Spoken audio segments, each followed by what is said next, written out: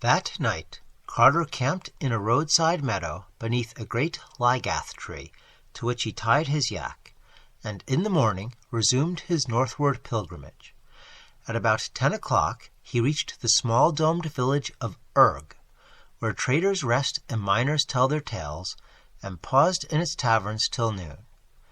It is here that the great caravan road turns west towards Salarn, but Carter kept on north by the quarry road. All the afternoon he followed that rising road, which was somewhat narrower than the great highway, and which now led through a region with more rocks than tilled fields, and by evening the low hills on his left had risen into sizable black cliffs, so that he knew he was close to the mining country. All the while the great gaunt sides of the impassable mountains towered afar off at his right, and the farther he went, the worse tales he heard of them from the scattered farmers and traders and drivers of lumbering onyx carts along the way. On the second night he camped in the shadow of a large black crag, tethering his yak to a stake driven in the ground. He observed the greater phosphorescence of the clouds at this northerly point, and more than once thought he saw dark shapes outlined against them. And on the third morning he came in sight of the first onyx quarry, and greeted the men who there labored with picks and chisels. Before evening he had passed 11 quarries, the land being here given over altogether to onyx cliffs and boulders, with no vegetation at all, but only great rocky fragments scattered about a floor of black earth, with the gray impassable peaks always rising gaunt and sinister on his right. The third night he spent in a camp of quarrymen, whose flickering fires cast weird reflections on the polished cliffs to the west, and they sang many songs and told many tales, showing such strange knowledge of the olden days and the habits of gods, that Carter could see they held many latent memories of their sires, the Great Ones. They asked him whither he went, and cautioned him not to go too far to the north, but he replied that he was seeking new cliffs of onyx, and would take no more risks than were common among prospectors. In the morning he bade them adieu, and rode on into the darkening north, where they had warned him he would find the feared and unvisited quarry, whence hands older than men's hands had wrenched prodigious blocks. But he did not like it when, turning back to wave a last farewell, he thought he saw approaching the camp that squat and evasive old merchant with slanting eyes, whose conjectured traffic with Leng was the gossip of distant Dylath-Leen. After 2 more quarries, the inhabited part of Inganok seemed to end, and the road narrowed to a steeply rising yak path among forbidding black cliffs. Always on the right towered the gaunt and distant peaks, and as Carter climbed farther and farther into this untraversed realm, he found it grew darker and colder. Soon he perceived that there were no prints of feet or hooves on the black path beneath, and realized that he was indeed come into strange and deserted ways of elder time. Once in a while a raven would croak far overhead, and now and then a flapping behind some vast rock would make him think uncomfortably of the rumored shantak-bird. But in the main he was alone with his shaggy steed, and it troubled him to observe that this excellent yak became more and more reluctant to advance, and more disposed to snort affrightedly at any small noise along the route. The path now contracted between sable and glistening walls, and began to display an even greater steepness than before. It was a bad footing, and the yak often slipped on the stony fragments strewn thickly about. In 2 hours Carter saw ahead a definite crest, beyond which was nothing but dull gray sky, and blessed the prospect of a level or downward course. To reach this crest, however, was no easy task, for the way had grown nearly perpendicular, and was perilous with loose black gravel and small stones. Eventually Carter dismounted and led his dubious yak, pulling very hard when the animal balked or stumbled, and keeping his own footing as best he might. Then suddenly he came to the top, and saw beyond, and gasped at what he saw. The path indeed led straight ahead and slightly down, with the same lines of high natural walls as before. But on the left hand there opened out a monstrous space, vast acres in extent, where some archaic power had riven and rent the native cliffs of onyx in the form of a giant's quarry. Far back into the solid precipice ran that cyclopean gouge, and deep down within earth's bowels its lower delvings yawned.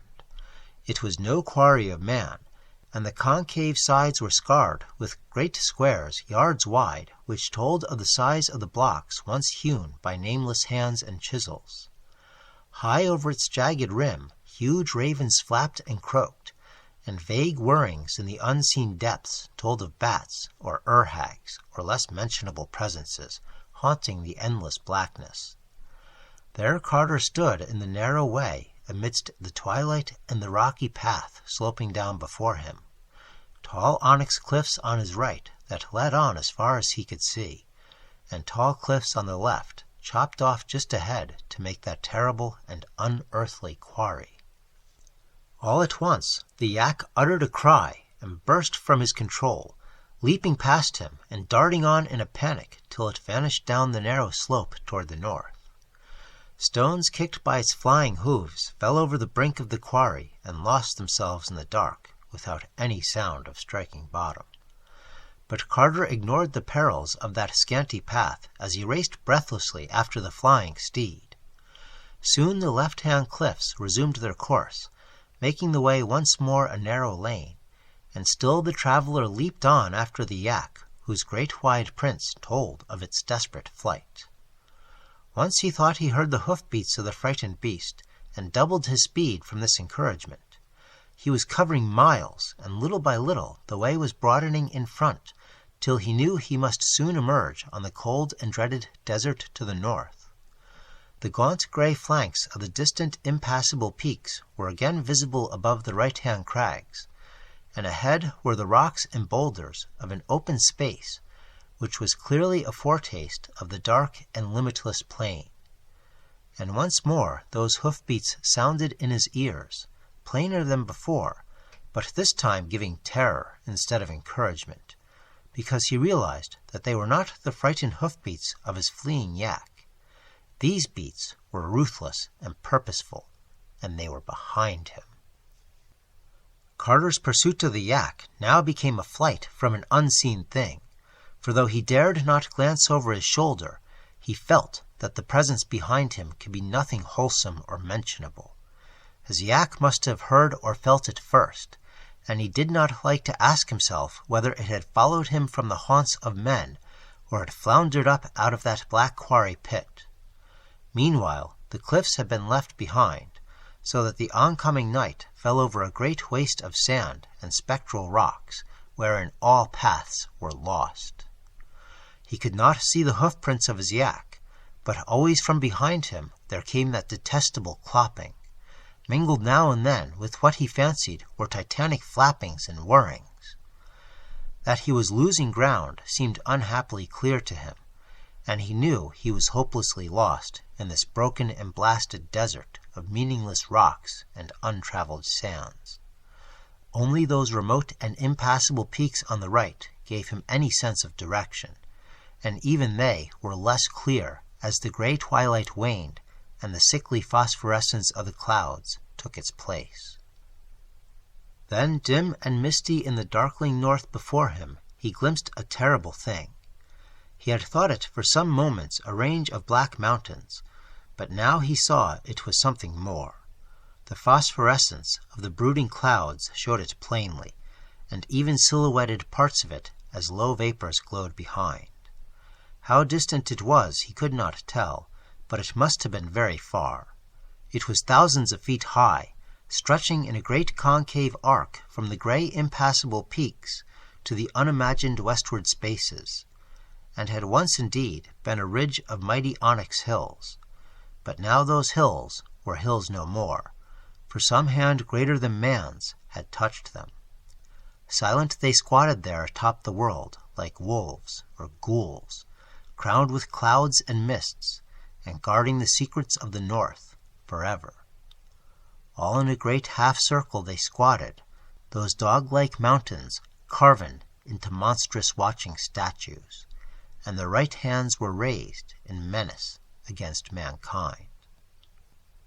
It was only the flickering light of the clouds that made their mitred double heads seem to move, but as Carter stumbled on, he saw arise from their shadowy laps great forms whose motions were no delusion. Winged and whirring, those forms grew larger each moment, and the traveler knew his stumbling was at an end. They were not any birds or bats known elsewhere on earth or in dreamland, for they were larger than elephants and had heads like a horse's. Carter knew that they must be the shantak-birds of ill rumor, and wondered no more what evil guardians and nameless sentinels made men avoid the boreal rock desert. And as he stopped in final resignation, he dared at last to look behind him, where indeed was trotting the squat, slant-eyed trader of evil legend, grinning astride a lean yak, and leading on a noxious horde of leering shantaks, to whose wings still clung the rime and nitre of the nether pits. Trapped though he was by fabulous and hippocephalic winged nightmares that pressed around in great unholy circles, Randolph Carter did not lose consciousness. Lofty and horrible those Titan gargoyles towered above him, while the slant-eyed merchant leaped down from his yak and stood grinning before the captive. Then the man motioned Carter to mount one of the repugnant shantaks, helping him up as his judgment struggled with his loathing. It was hard work ascending, for the shantak-bird has scales instead of feathers, and those scales are very slippery. Once he was seated, the slant-eyed man hopped up behind him, leaving the lean yak to be led away northward toward the ring of carven mountains by one of the incredible bird colossi. There now followed a hideous whirl through frigid space, endlessly up and eastward toward the gaunt gray flanks of those impassable mountains beyond which Leng was said to lie. Far above the clouds they flew, till at last there lay beneath them those fabled summits which the folk of Ingenok have never seen, and which lie always in high vortices of gleaming mist. Carter beheld them very plainly as they passed below, and saw upon their topmost peaks strange caves which made him think of those on Negronic, but he did not question his captor about these things when he noticed that both the man and the horse-headed shantak appeared oddly fearful of them, hurrying past nervously and showing great tension until they were left far in the rear. The shantak now flew lower, revealing beneath the canopy of cloud a gray barren plain whereon at great distances shone little feeble fires. As they descended, there appeared at intervals lone huts of granite and bleak stone villages whose tiny windows glowed with pallid light.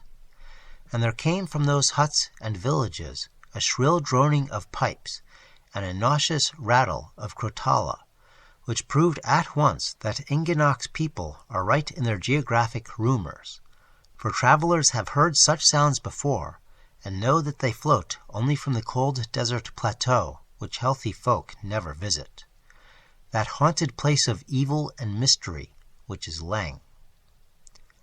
Around the feeble fires dark forms were dancing, and Carter was curious as to what manner of beings they might be, for no healthy folk have ever been to Leng, and the place is known only by its fires and stone huts as seen from afar. Very slowly and awkwardly did those forms leap, and with an insane twisting and bending not good to behold, so that Carter did not wonder at the monstrous evil imputed to them by vague legend, or the fear in which all dreamland holds their abhorrent frozen plateau. As the shantak flew lower, the repulsiveness of the dancers became tinged with a certain hellish familiarity, and the prisoner kept straining his eyes and racking his memory for clues to where he had seen such creatures before. They leaped as though they had hooves instead of feet, and seemed to wear a sort of wig or headpiece with small horns. Of other clothing they had none, but most of them were quite furry. Behind they had dwarfish tails, and when they glanced upward, he saw the excessive width of their mouths. Then he knew what they were, and that they did not wear any wigs or headpieces after all, for the cryptic folk of Leng were of one race with the uncomfortable merchants of the black galleys that traded rubies at Dylath-Leen, those not quite human merchants who are the slaves of the monstrous moon things. They were indeed the same dark folk who had shanghaied Carter on their noisome galley so long ago, and whose kith he had seen driven in herds about the unclean wharves of that accursed lunar city, with the leaner ones toiling and the fatter ones taken away in crates for other needs of their polypous and amorphous masters.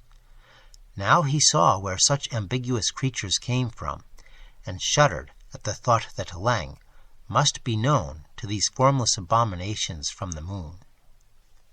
But the shantak flew on past the fires and the stone huts and the less-than-human dancers, and soared over sterile hills of gray granite and dim wastes of rock and ice and snow.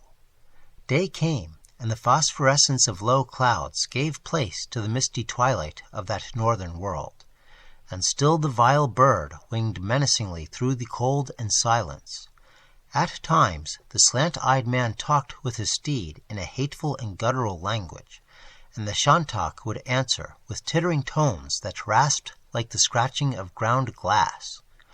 All this while the land was getting higher, and finally they came to a wind-swept tableland, which seemed the very roof of a blasted and tenantless world. There, all alone in the hush and the dusk and the cold, rose the uncouth stones of a squat windowless building, around which a circle of crude monoliths stood. In all this arrangement there was nothing human, and Carter surmised from old tales that he was indeed come to that most dreadful and legendary of all places, the remote and prehistoric monastery, wherein dwells uncompanioned the high priest not to be described, which wears a yellow silken mask over its face, and prays to the other gods and their crawling chaos, Nyarlathotep. The loathsome bird now settled to the ground, and the slant-eyed man hopped down and helped his captive alight.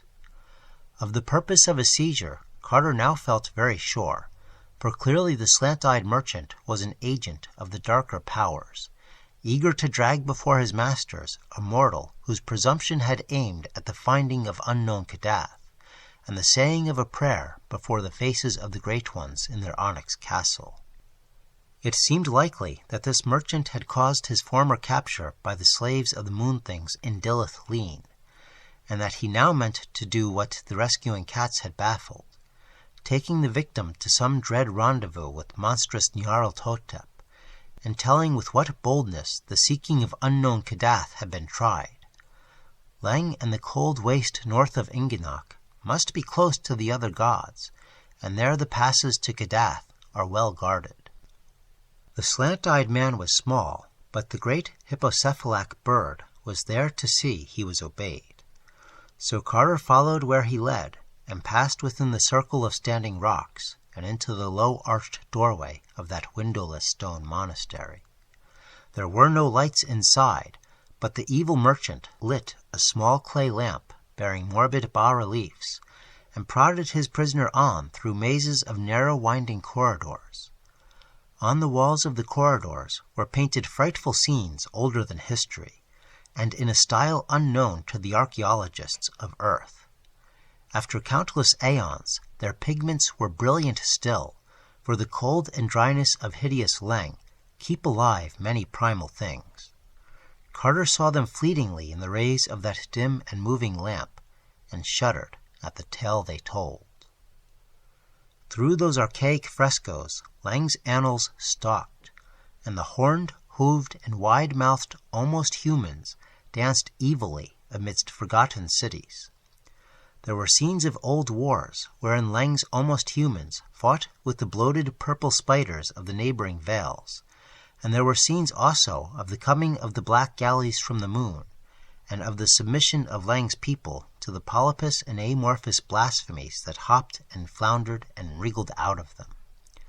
Those slippery grayish-white blasphemies they worshipped as gods, nor ever complained when scores of their best and fatted males were taken away in the black galleys.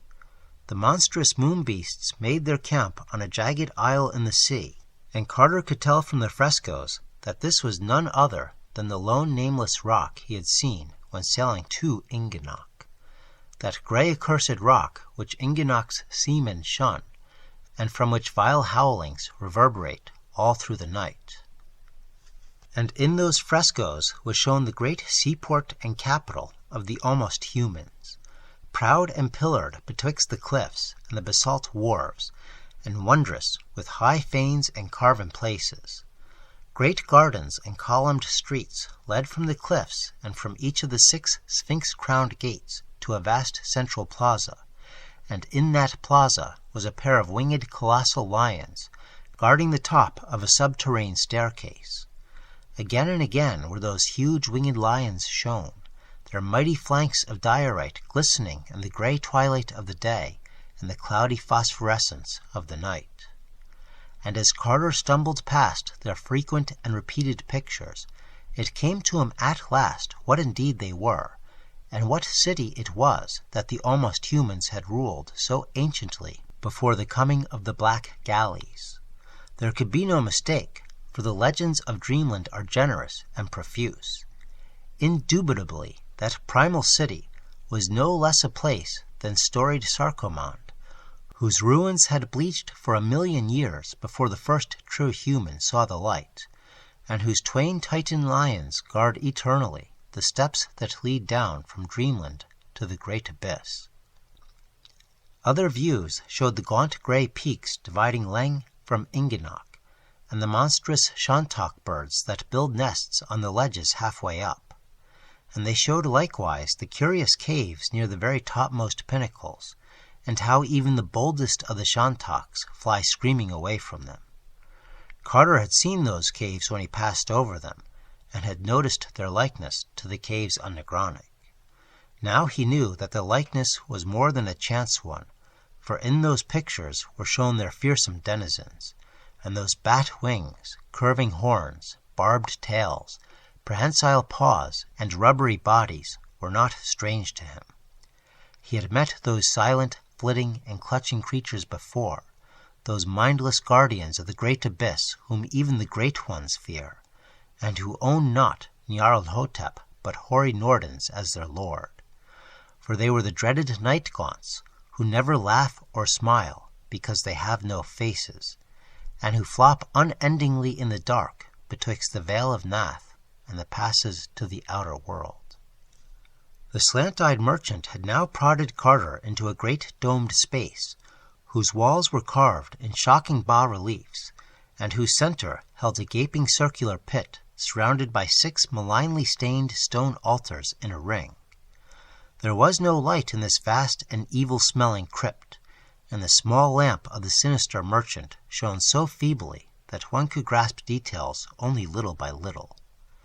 At the farther end was a high stone dais reached by 5 steps, and there on a golden throne sat a lumpish figure, robed in yellow silk figured with red, and having a yellow silken mask over its face. To this being the slant-eye man made certain signs with his hands, and the lurker in the dark replied by raising a disgustingly carven flute of ivory in silk-covered paws, and blowing certain loathsome sounds from beneath its flowing yellow mask. This colloquy went on for some time, and to Carter there was something sickeningly familiar in the sound of that flute, and the stench of the malodorous place. It made him think of a frightful, red-litten city, and of a revolting procession that once filed through it. Of that, and of an awful climb through lunar countryside beyond, before a rescuing rush of Earth's friendly cats. He knew that the creature on the dais was without doubt the high priest not to be described, of which legend whispers such fiendish and abnormal possibilities, but he feared to think just what the abhorred high priest might be.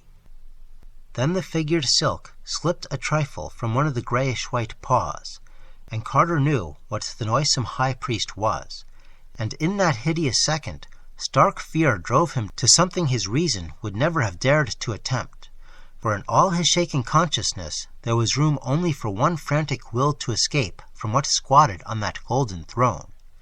He knew that hopeless labyrinths of stone lay betwixt him and the cold tableland outside, and that even on that tableland the noxious shantak still waited. Yet in spite of all this, there was in his mind only the instant need to get away from that wriggling silk-robed monstrosity. The slant-eyed man had set his curious lamp upon one of the high and wickedly stained altar stones by the pit, and had moved forward somewhat to talk to the high priest with his hands. Carter, hitherto wholly passive, now gave that man a terrific push with all the wild strength of fear, so that the victim toppled at once into that gaping well, which rumor holds to reach down to the hellish vaults of Zin, where Gugs hunt ghasts in the dark. In almost the same second, he seized the lamp from the altar and darted out into the frescoed labyrinths, racing this way and that as chance determined, and trying not to think of the stealthy padding of shapeless paws on the stones behind him, or of the silent wrigglings and crawlings which must be going on back there in lightless corridors. After a few moments, he regretted his thoughtless haste, and wished he had tried to follow backward the frescoes he had passed on the way in. True, they were so confused and duplicated that they could not have done him much good, but he wished none the less he had made the attempt. Those he now saw were even more horrible than those he had seen then, and he knew he was not in the corridors leading outside. In time he became quite sure he was not followed, and slackened his pace somewhat. But scarce had he breathed in half relief when a new peril beset him. His lamp was waning, and he would soon be in pitch blackness, with no means of sight or guidance.